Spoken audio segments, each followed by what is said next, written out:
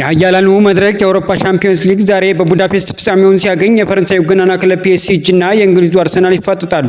ምሽት 1 ሰዓት በሚጀምረው ጨዋታ ፒኤስጂ ለሁለተኛ ጊዜ ዋንጫውን ለማንሳት፣ አርሰናል ደግሞ ለመጀመሪያ ጊዜ ባለትልቅ ጆሮውን ዋንጫ ከፍ ለማድረግ ወደ ሜዳ ይገባል። በአውሮፓ ምርጥ አጥቂና ምርጥ ተከላካይ ያላቸው ቡድኖች የሚገናኙበት ጨዋታ መሆኑ የዓለም እግር ኳስ ተመልካችን ቀልብ ስቧል። የምሽቱን ጨዋታ ማን ሊያሸንፍ ይችላል? ግምታችሁን አስቀምጡ። ፎሎ በማድረግም ቤተሰብ እንሆን። ሰላም። የኃያላኑ መድረክ የአውሮፓ ሻምፒዮንስ ሊግ ዛሬ በቡዳፔስት ፍጻሜውን ሲያገኝ የፈረንሳዩ ገናና ክለብ ፒኤስጂ እና የእንግሊዙ አርሰናል ይፋጠጣሉ። ምሽት 1 ሰዓት በሚጀምረው ጨዋታ ፒኤስጂ ለሁለተኛ ጊዜ ዋንጫውን ለማንሳት፣ አርሰናል ደግሞ ለመጀመሪያ ጊዜ ባለትልቅ ጆሮውን ዋንጫ ከፍ ለማድረግ ወደ ሜዳ ይገባል። በአውሮፓ ምርጥ አጥቂና ምርጥ ተከላካይ ያላቸው ቡድኖች የሚገናኙበት ጨዋታ መሆኑ የዓለም እግር ኳስ ተመልካችን ቀልብ ስቧል። የምሽቱን ጨዋታ ማን ሊያሸንፍ ይችላል? ግምታችሁን አስቀምጡ። ፎሎ በማድረግም ቤተሰብ እንሆን። ሰላም።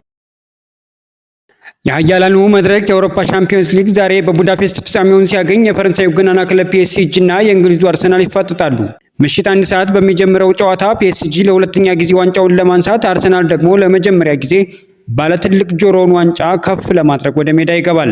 በአውሮፓ ምርጥ አጥቂና ምርጥ ተከላካይ ያላቸው ቡድኖች የሚገናኙበት ጨዋታ መሆኑ የዓለም እግር ኳስ ተመልካችን ቀልብ ስቧል። የምሽቱን ጨዋታ ማን ሊያሸንፍ ይችላል? ግምታችሁን አስቀምጡ። ፎሎ በማድረግም ቤተሰብ እንሆን። ሰላም።